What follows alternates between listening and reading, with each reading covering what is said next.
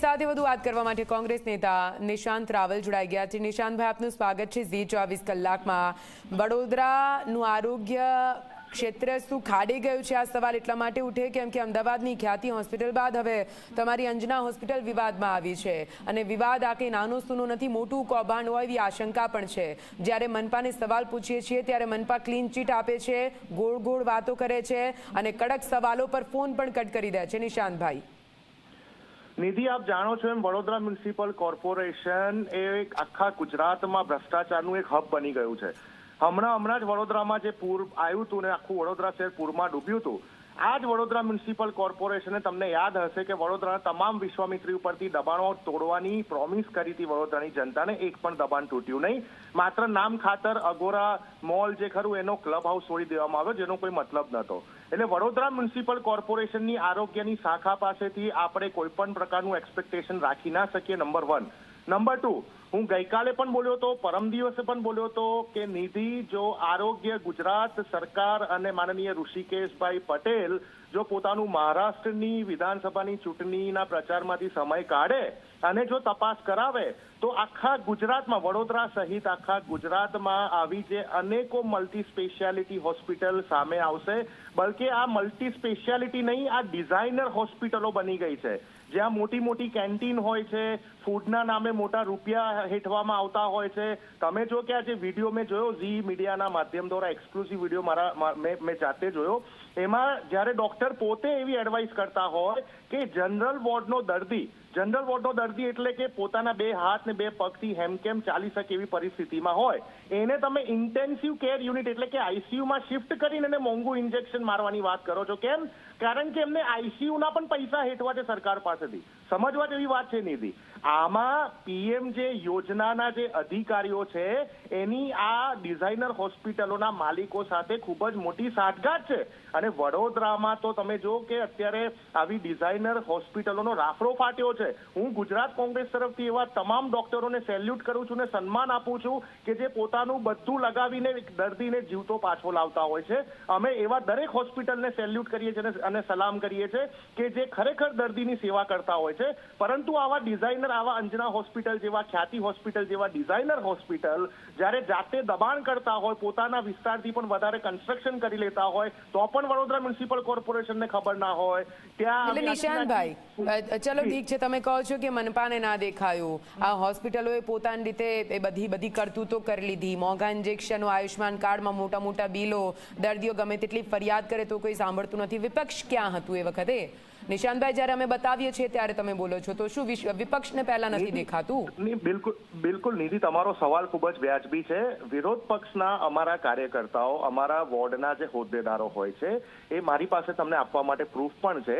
આયુષ્યમાન કાર્ડના નામે ચાલતા કૌભાંડો, આયુષ્યમાન કાર્ડના નામે જે રીતે આ હોસ્પિટલો પૈસા હેઠી લે છે, એના કેટલાય કૌભાંડો વિશે અમે ચર્ચા કરી છે। પરંતુ આફ્ટર ઓલ એની ચકાસણી તો ગુજરાત સરકારના આરોગ્ય વિભાગે કરવાની છે। જે તે કોર્પોરેશનની હદમાં આવતું હોય એ કોર્પોરેશનના આરોગ્ય વિભાગે કરવાની છે। કેમ એવું થાય છે નિધિ, કેમ એવું થાય છે કે ઝી મીડિયાએ કોઈ સ્ટિંગ ઓપરેશન કર્યું અને આવા કોઈ કૌભાંડ કોઈ હોસ્પિટલના બહાર લાયા અને વિરોધ પક્ષે અવાજ ઉપાડ્યો ત્યારે જ જઈને સરકાર એ કૌભાંડ વિશે ચર્ચા કરે છે? કેમ રૂટીન પ્રોટોકોલ સરકારનો કોઈ છે જ નહીં? પીએમ જે યોજનાનો કોઈ રૂટીન પ્રોટોકોલ છે નહીં કે આવા હોસ્પિટલોની રેગ્યુલર તપાસ થાય, ચકાસણી થાય અથવા ક્રોસ વેરિફિકેશન થાય? તમે આયુષ્યમાન કાર્ડમાં જે પણ કોઈ અપ્રુવલ 1 લાખની, 1.5 લાખના ઓપરેશનની, 2 લાખના ઓપરેશનની આપી દો છો, એની ક્રોસ વેરિફિકેશન કેમ રેગ્યુલર પ્રોટોકોલમાં તમારે આવતું નથી? તમે પીએમ જે યોજનાના આખા પ્રોટોકોલ વાંચશો તો એમાં સ્પષ્ટપણે કહેવામાં આવેલું છે કે અમુક ઇમરજન્સીને લાગતા વળગતા ઓપરેશનને ત્યારે પરમિશન આપી શકાય જ્યારે ત્યાં ઓફિસર હયાત હોય,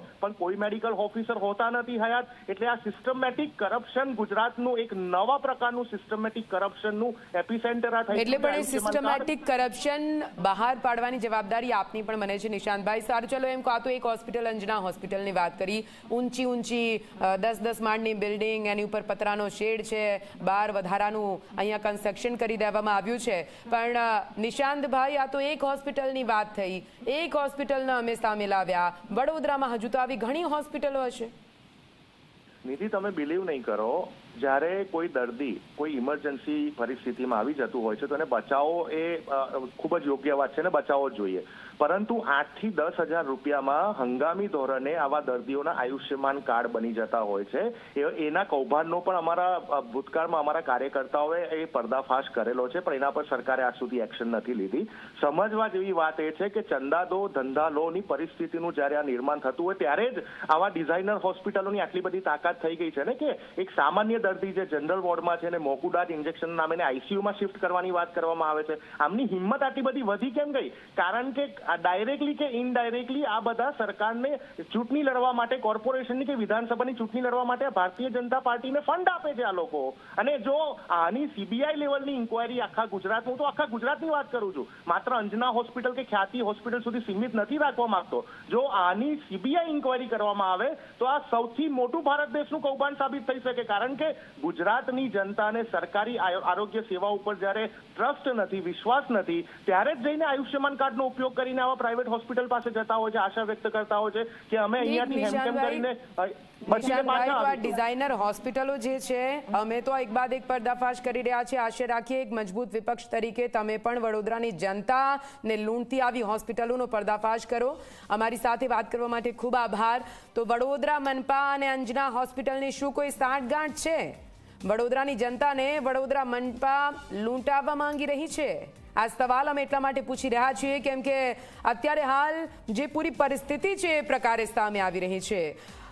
અંજના હોસ્પિટલ એક વિડીયો સામે આવે છે જે દર્દીના પરિવારજનો છે, આક્ષેપો કરે છે. અહીંયા મનપા તપાસ માટે જાય છે, ક્લીન ચીટ આપી દેવામાં આવે છે કે ના અહીંયા કંઈ નથી થયું, હવે આગળની તપાસ ચલાવવામાં આવશે. કંઈ નથી થયું એટલા માટે જ બીજો વિડીયો પણ સામે આવે છે જે પણ એક પરિવારજન દ્વારા બનાવવામાં આવ્યો છે. અને આ હોસ્પિટલની ડૉક્ટર મલિકા ખુદ અહીંયા સ્વીકારી રહી છે કે જો આયુષ્માન કાર્ડ અંતર્ગત આ મોંઘું ઇન્જેક્શન અમારે પાસ કરાવવું હશે ને તો અહીંયા દર્દીને આઈસીયુમાં રાખવો પડશે.